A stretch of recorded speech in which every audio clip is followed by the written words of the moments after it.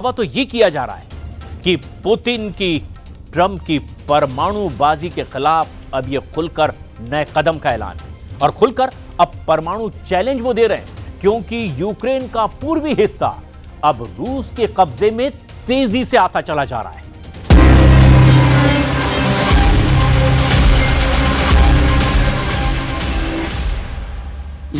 и согласовано.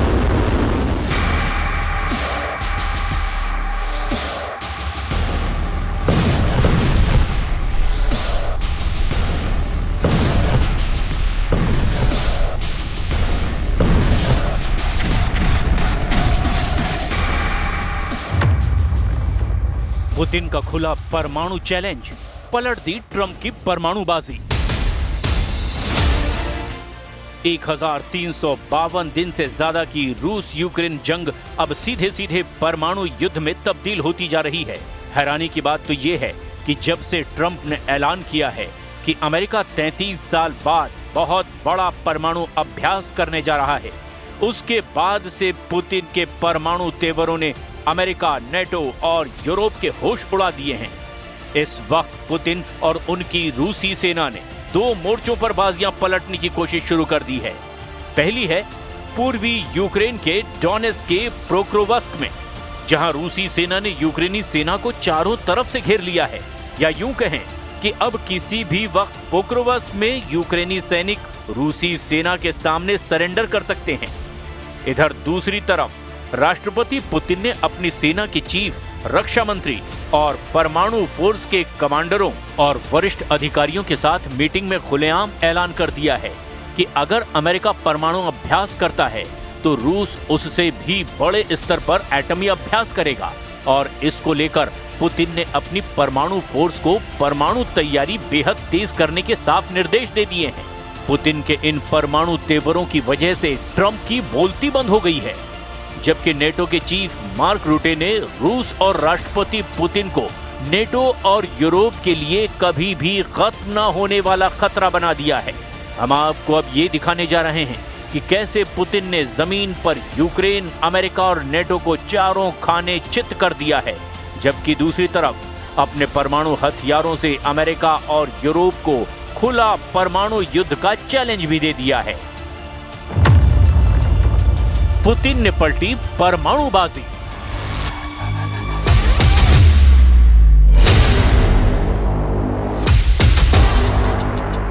राष्ट्रपति पुतिन और रूस के रक्षा मंत्री और रूस की सेना के चीफ का ये 37 सेकंड का वीडियो यूक्रेन के साथ साथ अमेरिका, यूरोप और नेटो देशों में तहलका मचा चुका है। पुतिन ने इस परमाणु मीटिंग से ट्रंप की उन धमकी और परमाणु एक्शन की हवा निकाल दी है जिसके दम पर अमेरिका और राष्ट्रपति ट्रंप पुतिन को परमाणु चैलेंज देने में जुटे हुए थे। हम आपको पूरी खबर दिखाने जा रहे हैं, लेकिन पहले ये भी देख लीजिए कि रूस की परमाणु फोर्स से जुड़ी इस परमाणु मीटिंग में पुतिन के तेवरों से क्या संदेश राष्ट्रपति ट्रंप को दिया गया। 5 नवंबर 2025 को रूस की राजधानी मॉस्को में एक बड़ी परमाणु मीटिंग हुई। इस मीटिंग में राष्ट्रपति पुतिन, रूसी सेना के chief commander general Valery Gerasimov साफ तौर पर देखे जा सकते हैं। इसके अलावा इस मीटिंग में रूस के स्टेट ड्यूमा के अध्यक्ष व्याचेस्लाव वोलोडिन भी मौजूद थे। पुतिन यहां रूसी रक्षा मंत्री बेलोसोव के साथ सीधे परमाणु परीक्षणों को लेकर के जानकारी ले रहे हैं, जबकि रूसी सेना के चीफ वालेरी गेरासिमोव ट्रंप के परमाणु अभ्यास के ऐलान से जुड़ी जानकारी पुतिन से शेयर कर रहे हैं। वहीं पुतिन मीटिंग में सभी की बात सुनने के बाद एक लाइन में कहते हैं, मैं आप सभी को परमाणु परीक्षण का स्पष्ट निर्देश देता हूं। अगर अमेरिका परमाणु अभ्यास शुरू करता है तो हम आपको बता दें कि राष्ट्रपति डोनाल्ड ट्रंप के बाद अब रूसी राष्ट्रपति व्लादिमीर पुतिन ने भी परमाणु परीक्षण को लेकर बड़ा ऐलान किया है। उन्होंने रूसी अधिकारियों को आदेश दिया है कि वो परमाणु परीक्षण करने संबंधी योजनाओं को तैयार करें और उनके सामने उसे पेश करें। पुतिन ने कहा कि अगर दूसरे देश परीक्षण करते हैं तो रूस पीछे नहीं रहेगा। Действия однозначно свидетельствуют об активном наращивании Вашингтоном стратегических наступательных вооружений. Ну, во-первых, Белый дом последовательно вышел из действующих многие годы договоров. Поручаю Министерству иностранных дел, Министерству обороны Российской Федерации, специальным службам и гражданским ведомствам, соответствующим гражданским ведомствам, сделать все для того, чтобы собрать дополнительную информацию по этому вопросу, провести ее анализ на площадке Совета Безопасности. रूस ने उतारी परमाणु फोर्स, जंग को मजबूर हुए ट्रंप।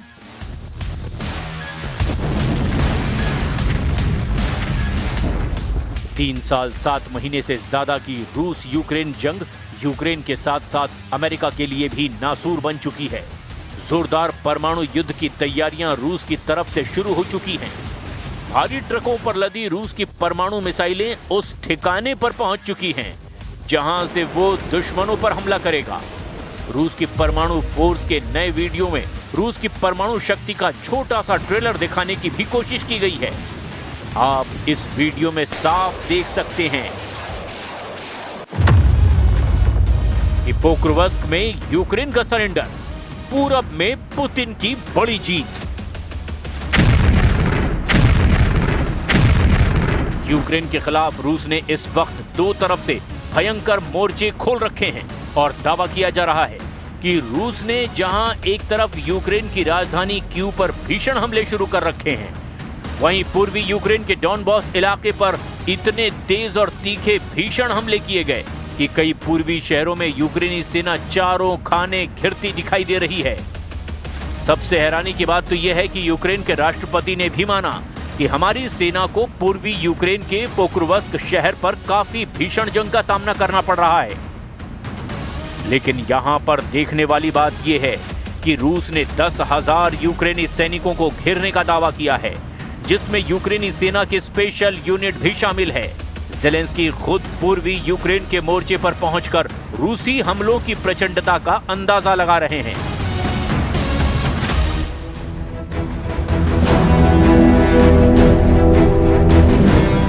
रूसी और यूक्रेनी सेनाएं यूक्रेन के पूर्वी इलाके पोक्रोवस्क और म्यर्नोहराद में भीषण जंग कर रही हैं। दावा किया जा रहा है कि रूसी सेना डोनेट्स्क के पोक्रोवस्क और म्यर्नोहराद में बड़े इलाके पर कब्जा कर चुकी है। रूसी सेना प्रमुख वालेरी गेरासिमोव ने राष्ट्रपति व्लादिमीर पुतिन के सामने दावा किया कि रूस की दूसरी और 51वीं संयुक्त सशस्त्र सेनाओं ने मिलकर के यूक्रेनी सेनाओं पर भीषण हमला किया है। रूसी सेना प्रमुख वालेरी गेरासिमोव का यहां तक दावा है कि हमारी सेना की 2 यूनिट पोक्रोवस्क और म्यर्नोहराद में दुश्मन के खिलाफ जबरदस्त जीत हासिल कर रही है। दावा तो यहां तक किया गया कि 5,500 यूक्रेनी सैनिक घेरे में आ चुके हैं, जिनमें यूक्रेन की विशेष एयरबॉर्न यूनिट और समुद्री लड़ाकू इकाइयों यानी कि मरानी यूनिट के कमांडो तक रूसी सेना के घेरे में हैं। रूस के राष्ट्रपति व्लादिमीर पुतिन ने रक्षा मंत्रालय को 3 क्षेत्रों में घिरे यूक्रेन के सैनिकों की वास्तविक स्थिति को दिखाने के लिए विदेशी मीडिया को सुरक्षित पहुंच प्रदान करने का आदेश भी दिया है। यानी इंटरनेशनल मीडिया के लिए रूसी सेना ऐसा सुरक्षित गलियारा बना रही है जहां से इंटरनेशनल मीडिया के पत्रकार पोक्रोवस्क में घुसकर सरेंडर की स्थिति में पहुंच चुकी यूक्रेनी सेना की हालत देख सकते हैं। रूसी सेना मीडिया को घेरे हुए क्रास्नोयार्स्क, दिमित्रोव और कुपियांस्क इलाकों का दौरा भी करने जा रही है ताकि ट्रंप और ज़ेलेंस्की के जीत के दावों की पोल खोली जा सके। हालांकि यूक्रेन के राष्ट्रपति व्लादिमीर ज़ेलेंस्की ने भी माना कि पोक्रोवस्क में रूसी सेना ने बहुत बड़ा हमला किया है, जहां पर भीषण लड़ाई चल रही है। ज़ेलेंस्की ने एक बार फिर से मित्र देशों से अपील की है कि यूक्रेन को घातक और लंबी दूरी के हथियारों की सख्त जरूरत है। United States of America need to be open to the opportunities of long distance weapons, long range weapons. That is very important, even as a deterring factor.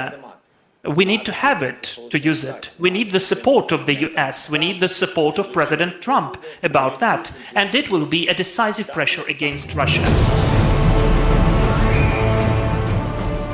रूसी सेनाएं यूक्रेन के पूर्वी शहर पोक्रोवस्क में तेजी से फैल रही है। पोक्रोवस्क वो शहर है जहां पिछले हफ्ते दोनों पक्षों के हजारों सैनिक मारे गए हैं।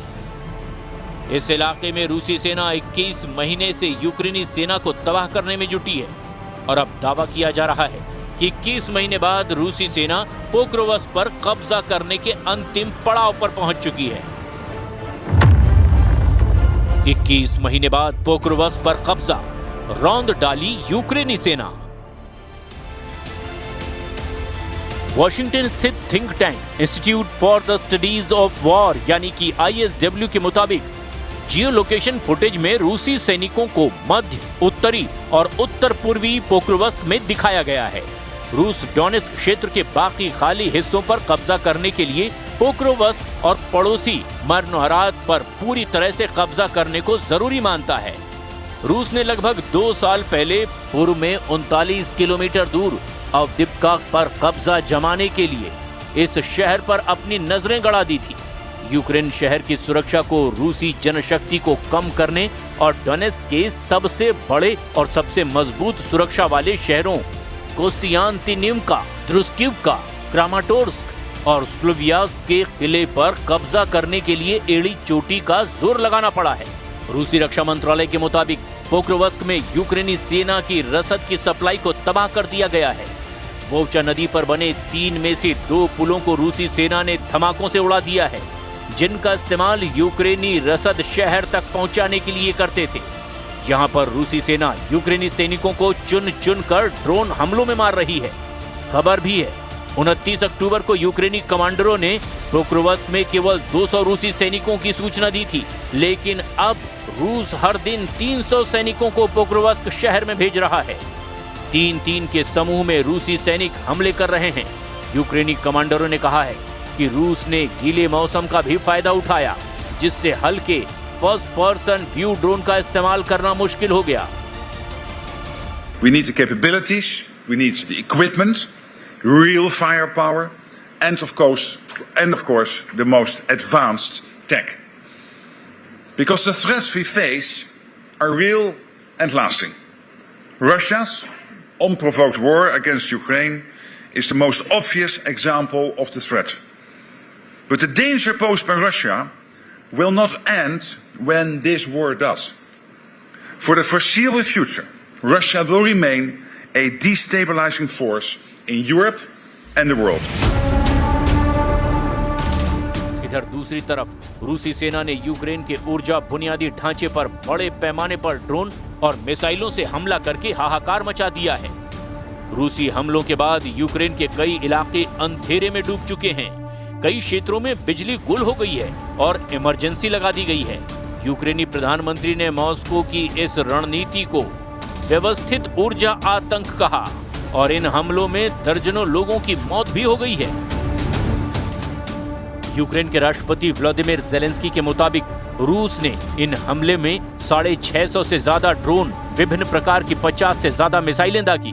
अब ऐसे हालात में रूस के परमाणु तेवरों ने यूरोप, नेटो और अमेरिका के भी होश उड़ाकर रख दिए हैं। लेकिन अब देखना यह होगा कि अमेरिका रूस के परमाणु धमकियों को नजरअंदाज करते हुए क्या रूस के खिलाफ जंग का सीधा मोर्चा खोलता है या नहीं।